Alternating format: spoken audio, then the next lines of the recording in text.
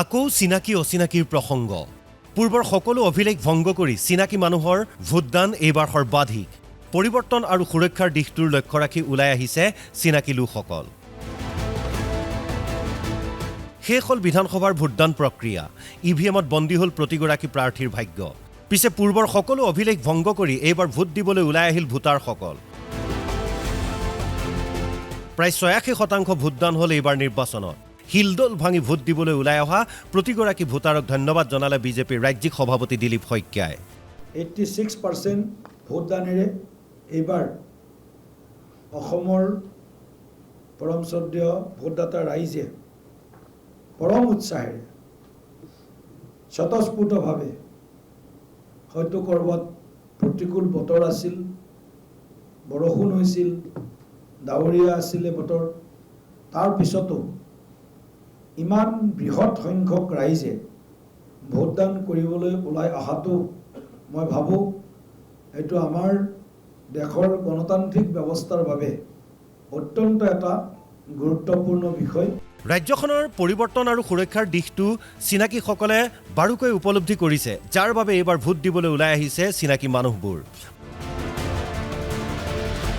পূৰ্বতে মিয়া লোকসকলতকৈ কিছু পৰিমাণে হ'লেও কম আছিল চিনাকি মানুহৰ ভোটদান পিছে এইবাৰ দেখা গ'ল তাৰ বিপৰীত এখন ছবি মন্তব্য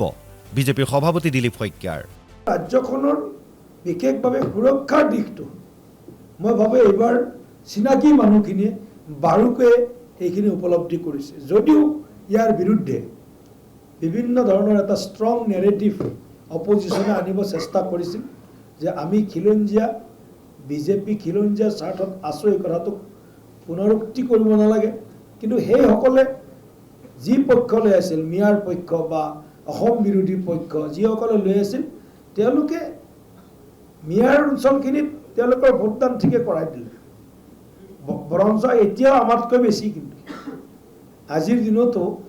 আমাতকৈ মিয়াৰ অঞ্চলত ভোটদানৰ হাৰ বেছি ইপিনে ভোটদাতাক ধন্যবাদ জনাই প্ৰদেশ কংগ্ৰেছৰ সভাপতি গৌৰৱ গগৈৰ মন্তব্য এইবাৰ ৰাইজৰ মাজলৈ যাবলৈ সক্ষম হ'ল প্ৰদেশ কংগ্ৰেছ ৰাইজে আমাক সঁহাৰি জনালে আমাৰ উদ্দেশ্য নতুন বৰ অসম গঢ়াৰ মই ভাবোঁ বহুত কিছুমান বিষয় কংগ্ৰেছ দল ৰাইজৰ মাজত লৈ যাবলৈ সক্ষম হ'ল আৰু বহুতকেইটা বিষয়ৰ ওপৰত আমি নিজৰ প্ৰভাৱ আমি দেখাবলৈ সক্ষম হ'লোঁ প্ৰথম হ'ল যি সংকল্প লৈ আমি এই নিৰ্বাচনী প্ৰচাৰত নামিলোঁ সংকল্প হ'ল এখন নতুন বৰ অসম গঢ় দিয়া চুকে কোণে মানুহে এই বাৰ্তা আদৰিছে মুঠতে পূৰ্বৰ সকলো অভিলেখ ভংগ কৰি ৰাইজ ওলাই অহাটো গণতন্ত্ৰৰ বাবে এটা ইতিবাচক ইংগিত ভিডিঅ' জাৰ্নেলিষ্ট দীপু বৰাৰ সহযোগত দীপজ্যোতি শইকীয়া আৰু বিচিত্ৰ ৰাজবংশীৰ ৰিপৰ্ট অসম লাইভ 24